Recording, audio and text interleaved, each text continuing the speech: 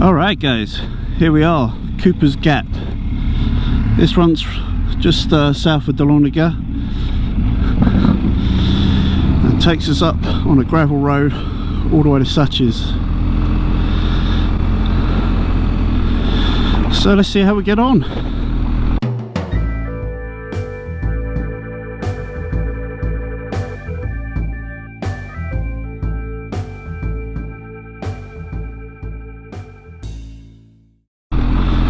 It's a nice sunny dry day. It's been dry for a couple of days, so the trail shouldn't be too muddy, and it's got plenty of ruts though, and plenty of stones, plenty of loose gravel stuff, and what am I, standing up second gear. We've got some steep hills and you kind of got to watch on these bends. There's some deep ruts and definitely some deep ruts and some big drop-offs, so you don't want to go off the edge of one of these roads. But it's certainly a nice road. It's nice to try out some gentle off-roading on the GS stroke GSA now and then. People say they're too big and too expensive to take off-road. I think if you're sensible, you can take it easy. It's quite capable. We're not doing anything massively technical here today. We're not trying to beat Dougie Lampkin's 9 times world record for off-road trialling or anything. Anyway, let me give you a 6K update on the bike. So I picked up the BMW just before Christmas. My dealer let me do that as an early Christmas present, let me pick it up on trade plates, and then it was officially registered, formally registered in January of this year, and it's done about 7,000 miles now, and I haven't had any serious problems whatsoever. But I did have first problem I've had in 9 BMWs, which was a little bolt fell out of the gear selector. It's got like a pinch bracket on the actual gear selector lever that sticks out, that actually your big toe pings, and that fell out. But fortunately for me, BMW designed it so well, it has like a kind of a ball end hammer type design on it, so it's got like a knobbly bit, a bit like a, you know, shoulder ball socket, and that stayed in the pinch clamp, so it kind of hung down looking sorry for itself, but I didn't lose the actual lever. And I happen to have some cable ties on me, always a good thing to take with you in your panniers, and I just cable tied it to make sure it didn't fall off, and that did me for 200 miles until I could get to my dealer, because the bike was already booked in for its 6K service. And at the 6K service, no problems whatsoever. Mechanic looked over it, and I had a new set of tyres fitted. I went for the Michelin Anarchy Adventure again, which is the new tyre for 2019, and unfortunately my bike actually came on those tyres, and I prefer them to the original Anarchy, and I prefer them to the Bridgestones I had, sorry, the original Anarchies I had on my 1200, and also the Bridgestones I tried on my 1200 too. The advantage with the Adventure, I think, is that they still manage to last 6,000 miles just about between services, but they are really good in every type of weather. You know, when I picked up the bike, it was literally snow on the verges and was up in the mountains, and the tyres were gripping fine. In the pouring rain, they were very good as well, and in the dry they got great grip. I found the first 50 miles on the Michelin Anarchy Adventures, both sets from brand new and at 6K, they feel a little bit knobbly and a little bit noisy. Nothing like a TK80 or anything like that kind of nonsense, but they do, you can just feel them moving around slightly and bedding in, and it's noticeable, but after that it just isn't. You don't give it seconds thought, and it settles down and it beds in, and they feel wonderful. And I really like the tyre, and it's a good looking tyre. It's a nice you know, sells the adventure image, or illusion of the adventure image, if you think that way of big adventure bikes. And just put my visor up slightly because it is hot today. It's going to be high 90s. We're up in the mid 80s already, I think, 80 degrees at 10:15. And so that's really been the only thing it's done with the bike, really. Is like a $1 bolt replacement under warranty, and a brand new set of OEM tyres, and the bike has not missed a beat, and it's been great. And you know, as I say, I've already done several thousand miles in several months, and I don't commute on this, and I don't ride it every weekend, just most weekends. So pretty pleased with that mileage, and I should think that will continue throughout the autumn, which is absolutely stunning to ride Georgia roads in the autumn, and into the winter should be nice. Now, so what modifications have I done? Well, the first thing I did was I put I think I put the fender extender on the front and front wheel, and I'd recommend doing that right from brand new. It really does stop a lot of crud hitting the front of your engine and your down tubes, so that's money well spent straight away. The second thing I did was I bought an MRA screen, wide screen lip for the fairing, and I've got it off at the moment because it's just so damn hot. I want the airflow, but for winter riding particularly, and the colder months on the freeways, that's going to be a godsend. And then more recently I invested $600 in a Touratech dry ride seat, and I'm very pleased with that. It's a nice looking thing. It's got no gel in it, so it doesn't heat up your backside or anything, and it breathes well, which is great on hot days like today. And it's claimed to be waterproof, and I haven't noticed any problems so far when I jet wash the bike or anything like that. And it's a good looking, well made seat at a price, but it has extended my comfort another 50 to 70 miles on day trips, and that's to me that's money well spent. But it is an expensive upgrade, so if you're not featuring any discomfort, I wouldn't say buy it, but if you are, it's definitely a good option, along with other offerings from Corbin and Russell and Sargent and Co. Now, the latest thing I've done just this week is put bar risers on. Probably can't see that, but they're fixed position bar riser from SW Motec. They cost $200, and they basically lift the bars by 1 inch and bring them towards you by 1 inch. And what I found so far today, it's the first day riding with those, is on the freeway your shoulders and between your shoulder blades are much more relaxed. I didn't really have a problem with the stock bars, but it's noticeable how much more friendly and relaxed they are. The second thing is it puts my forearms in a really nice flat position, which means that I'm having to use just a smidge less counter steer when steering as well. Now again, that wasn't really a major problem for me, but it was noticeable, so that is an improvement. Just waiting for the other guys, but that is an improvement. And on top of that, it's that little bit easier when standing, because it's like elevates by 1 inch or so. You can probably get a better view here. So it's gone up 1 inch and it's come back towards me a further inch, and that just really helps. So we're in the middle of nowhere. I tell you, these guys are freaking mad on their Harleys, but they really wanted to ride with us.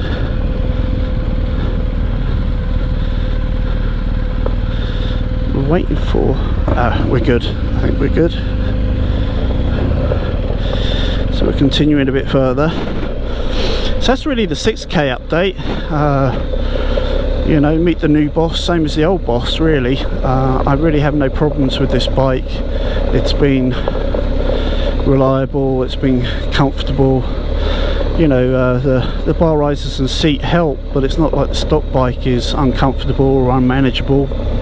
It's great, but you know, you can't bully a bike into doing what you want it to do.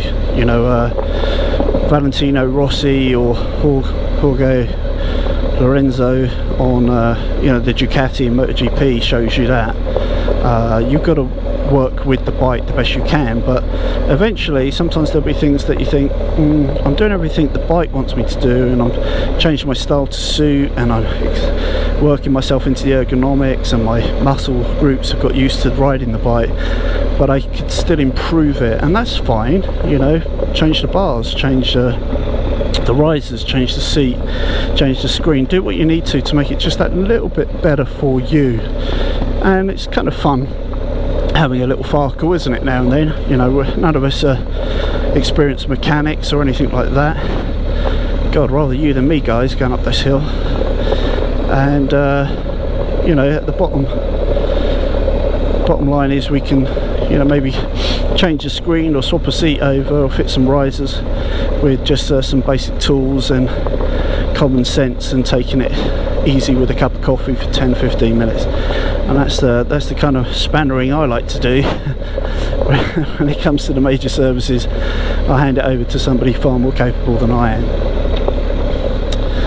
So what a beautiful little trip through here. If you own an adventure bike, or if you're as mad as my glide riding Harley friends Doug and Charlie behind me, you should try this little road out. It's quite nice. You go to the start of Lake Waseca, I think I pronounced that correctly, and hang a right up the hill in the dirt, and then when you come to a T-junction, hang a right again, run it all the way through to 60, turn left on 60, and you'll find Two Wheels of Such is just a mile or so up on your left, which is a pretty perfect place to stop and admire how much dirt and dust your bike has been covered in, so you can show and prove to all the lawyers and scientists riding their expensive adventure bikes up at 2, you can prove to them what a real man you are, that you take your adventure bike off-road because you are roughy tufty, and you know, you're not one of these wild hog riders, right? So I think I've got about 2 miles of this. Lovely creek down there. It really is pretty here. It's a nice place. Now, if you're not used to riding off-road, a quick tip for you is just to take it easy as I am. I'm just doing second gear, minimal revs, and you know, the bike's moving around underneath me. That's okay. That's what bikes do, right? But that's okay. It's not moving wildly. It'll move, you know, 3 or 4 inches now and then, or just 1 or 2 inches all the time, oscillating left and right and stuff as you go through the deeper gravelly bits. Don't panic, don't grab every lever in sight, don't roll off the throttle, don't roll on the throttle, just keep it nice and steady, nice and smooth. And stand up because it looks really cool, right? No, that's not why you stand. That's not why you stand up. You stand up because it gives your suspension an easier time. Look well ahead. You know, I'm looking way up there. I can see this hill is coming up, and I'm going to have to get round that hill, which means I'm going to have to lean the bike a little bit. So how gravelly is it? You know, do I need to slow down a little bit? Maybe even put it in first gear and trundle around there.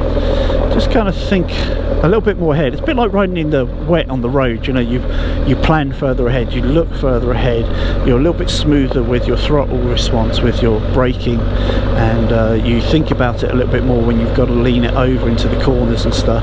Just don't go mad and you'll be absolutely fine. And then once you've done a few trails at this kind of speed, I could go considerably faster, but you know, as I say, I've got Harley guys behind me, God bless them, and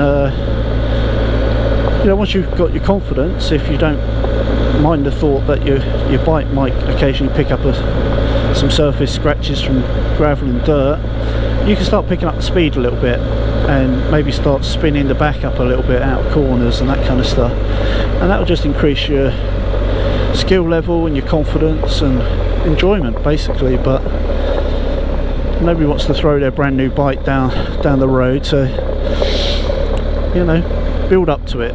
That's the key thing. You can't build down to it, you've got to build up to it, both in skill set level and also to get to know more so where the limits of your vehicle are, and particularly these big heavy behemoths like the GSA and the GS Adventure with, you know, 8-9 gallon tanks and stuff, panniers maybe, and lardy riders on board. If something starts going wrong, it's going to go very wrong, and it's harder to control with all that weight, you know. I test drove the KTM 790R a couple of weeks ago, and it makes for a fine road bike, but I'd love it on a road like here. You could just go pretty mad really, go completely bok with a bit of wild abandonment here and there, he says, on somebody else's bike anyway. Quite happy to do that. It's a little bit tighter than it looks, probably a lot tighter than it looked on camera. If you're struggling a little bit, one thing is on roads like this, obviously usually it's had four-wheel drives come down here, and they've left trails where their tyres impacted the stones into the mud, so you know, try and stick to those a little bit if you can. One thing I do like about the GSA is that if you happen to have a puncture, which touch wood I've never had on the GS, because the spokes on the GSA go through the rim rather than the wheel, you've got tubeless radial tyres, and they're nice and easy in theory at least to plug with a kit. I always carry a kit with me everywhere, and if you know,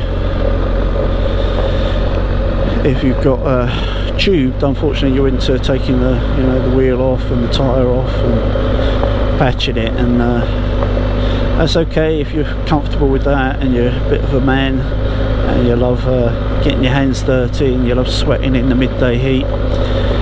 It ain't for me so much. I get enough stress and grief in the week without having to do that kind of malarkey at the weekend. I'll stick to the easy route if I can. I noticed that the Tiger XCA 900 for next year, which will probably be seen first at the EICMA show,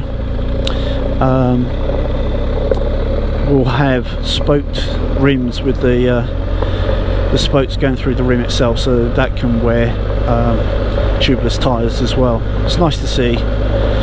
Triumph did a massive update of that in 2018, and it looks like they're not resting on their laurels for 220, particularly as KTM's got the probably class leader now in the 790R, and Honda again at the EICMA show are likely to show their 1100cc version of the Africa Twin, and I suspect the Africa Twin will definitely gain cruise control. It should have it already, and it will probably gain a TFT clocks as well. Probably a good bike to have, that next Africa Twin. It's going to be no more powerful, I understand, about 100 horsepower, and of course it's a little bit heavier compared with the other 800, 900cc middleweight adventure bikes. However, it's very well built and now it's very well developed, so somebody looking for a reliable, good, reliable all-rounder, that Honda is likely to be very, very good indeed, I'd imagine. Although I love my triples, and that Tiger's going to be good, and it's going to get a little bit more power. Of course, the twins have that little bit more torque, or at least accessible torque, and so I think they'll be looking to fill that void a little bit with the big bore kit on the Tiger, and that should give it a little, really the poke of a twin low down, the accessibility of that torque, whilst giving it more of a rush at the top end, and that could make it a really, really good road bike in actual fact. we just have to see how they play out. But BMW has also refreshed the F850 GS, so that middleweight market is really hotting up right now. To me, it's kind of more interesting than what's happening with the 1200s, etc. The only kind of interesting thing that's happening with the adventure bikes is that the Multistrada, it's been seen testing with the V4 engine from the Panigale, and that thing is likely to be a beast. But of course, it will be more orientated as a big heavy touring bike, more than an off-road for its off-road prowess. And in that respect, I think it will be it should be very should be fast, shouldn't it? Bloody hell. One thing people do complain about with the Panigale though is the amount of heat that V4 engine gives off, and I wonder how effective they'll be at managing that, because that will annoy typical touring riders, particularly in hot climates like North America, where, like today, as I say, by the time we get home today, it's going to be 96, 97 degrees and probably pretty humid. And the last thing you want to do is be sat at the lights or in a traffic jam on the freeway and your bike's giving off 1,000-degree heat, right? And that's roasted nuts is not my idea of fun. So be interested to see what they do with that. And actually, in talking in terms of cooling, it's interesting what Honda are doing with the Africa Twin next year, because if you Google around some spy shots, you'll probably see it by now. But they've split the radiator, so it's got a radiator either side of that front wheel on the what we think will be the XCX model, the XCA model rather. And the reason for that is when you're taking in the big jumps, which, let's face it, is just for marketing shots rather than real people, real owners in the real world most of the time. If you use up the full travel of the suspension, and I suspect it's going to be WP, which is actually owned by KTM, who also own Husqvarna, by the way, if you didn't know. Once you use up that travel in that front suspension, it will probably be hitting the old radiator. So that's why they've split it either side. I think should, in theory, improve the cooling, and it should allow further travel of that front wheel. Means that front wheel can actually be closer to the engine as well, which would then help subsequently with its on-road riding prowess. So we'll have to see how all that plays out, really. I've got to be careful a little bit now, because I'm chatting away to you and I'm getting too comfortable and too familiar, too lackadaisical in watching what I'm doing. The bike's moving around a lot more, and I look in the mirrors and the guys are nowhere to be seen, so I must have been increasing my speed a little bit. Yeah, more kind of 35, 40 miles an hour, and to just dial it back a little bit. I don't see the guys. I don't know. They can't really get lost. There's no turn-offs on this road. I waited for them at the junction so that we could all be together. And I take my hat off though to Doug and Charlie on their road glides. I was like, we could go, you know, this part of the route today we could go by road, or you know, you guys could go by road. I've done a GPS route for you. I've got another GPS map, and anybody on the adventure bikes that wants to do this, we can do this camp, we'll say Cooper's Gap cut through. And it was actually the Harley guys that said, well, we can ride on mud, we can ride over gravel, we can ride over cars, it's easy. So yeah, God knows what those two clowns would be like on a GSA. I'd probably be scared. I'd probably be afraid. Be very afraid.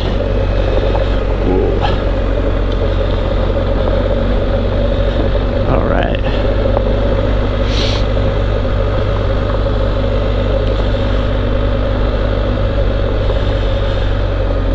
So I think that's it for the kind of GSA really off-road, and a 6K update on my 2019 BMW R1250 GS Adventure VVT. Nice short name that, isn't it? Ooh, freak. And all's good basically. Love the bike. I'm not getting bored of it. I'm not thinking of buying anything else to replace it. But I maybe before the end of the year, buy something else to complement it, and probably something quite different. And I'm not going to say too much about that right now, because I'm not really sure in my own mind whether A, I even want to do that, and B, if I do, what it is I want to buy. But I've got a couple of potential things that I might buy as a second bike, so we shall see. Anyway, I shall be in Aruba next week.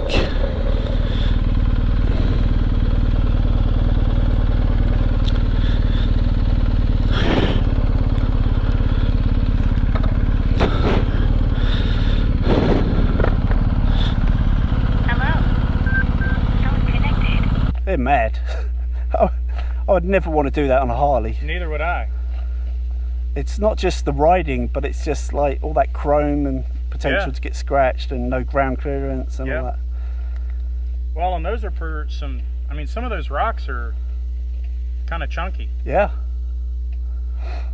Yeah, and it's easy after a while, like, because I was doing the vlog, you start thinking about what you're saying and not really paying much attention. All of a sudden the bike's like moving around and you realise you've suddenly crept up to like 40 miles an hour or something, and then you've hit in that gravel and it bends a little bit tighter than it looks, and it's not that technical, but you still have to pay attention, you know? Yeah, there was one of those bends where I went around, I was like, because the back end was I was trying to slow down and turn. Hang on a second, I gotta take it out of its Euro Pro. I'm alright now. The back of your panniers, saddlebags. The back of your saddlebags. Oh yeah, Awesome.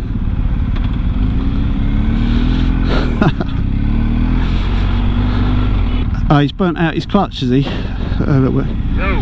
It'll probably be okay when it slows down, when it cools down. Okay, we're close to 2 now. We're only... Yeah.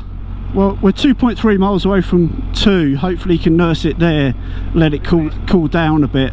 He's probably been feathering the clutch all the way through, which he shouldn't really have been doing, you know. So he's been at the biting point on the clutch probably all the way through there, and it's just overheated the plates. When they cool down, it should be okay.